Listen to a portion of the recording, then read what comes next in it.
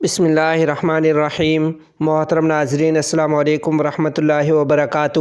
جمعیت علماء اسلام کے سربراہ حضرت مولانا فضل الرحمان صاحب دامت برکاتہم العالیہ کی افغانستان کے نائب وزیر اعظم مولوی عبدالکبیر صاحب حفظہ اللہ سے کابینہ اراکین کے ہمراہ ملاقات۔ تفصیلات کے مطابق اس موقع پر سربراہ جمعیت علماء اسلام نے کہا کہ دونوں اسلامی ممالک میں مشترکات ہیں، لہٰذا مسائل کو بات چیت کے ذریعے حل کیا جانا چاہیے۔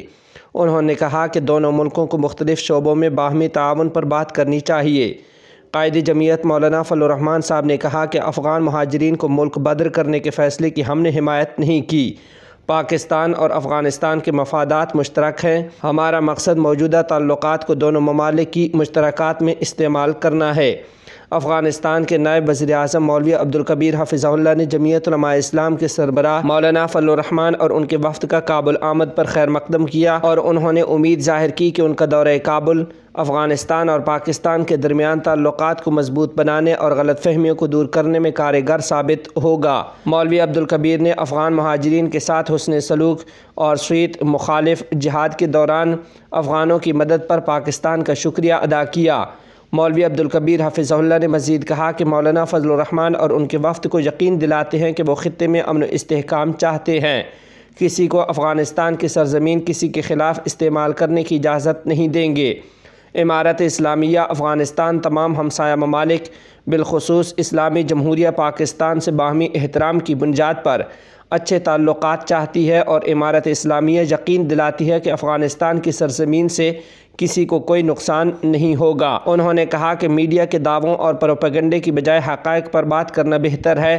افغان مہاجرین کو ضروری سہولیات فراہم کی جائیں۔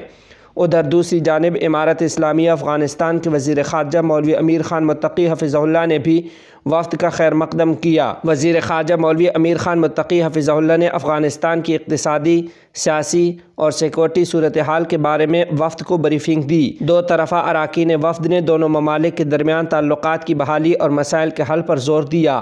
افغان وزیر خارجہ مولوی امیر خان متقی حفظہ اللہ نے مذکورہ ملاقات کے بعد میڈیا سے گفتگو کرتے ہوئے کہا کہ مولانا فضل الرحمان صاحب کا پاکستان کی سیاست میں اہم کردار ہے، اور توقع ہے کہ ان کا دورہ کابل اور اسلام آباد کے تعلقات کے حوالے سے سودمند ثابت ہوگا۔ مولوی امیر خان متقی حفظہ اللہ نے مزید کہا کہ وفد کے ہجوم کو دیکھ کر معلوم ہوتا ہے کہ مولانا فضل الرحمان پاکستان کی طرف سے اہم پیغام لے کر آئے ہوں گے، جو وہ امارت اسلامیہ کے قائدین تک پہنچائیں گے، اور وہ ایک ایسے وقت میں افغانستان تشریف لائے ہیں جب امارت اسلامیہ نے اس سے قبل دنیا بالخصوص پڑوسی ممالک سے مسائل اور تنازعات بات چیت اور افہام و تفہیم سے حل کرنے کا پیغام دیا تھا۔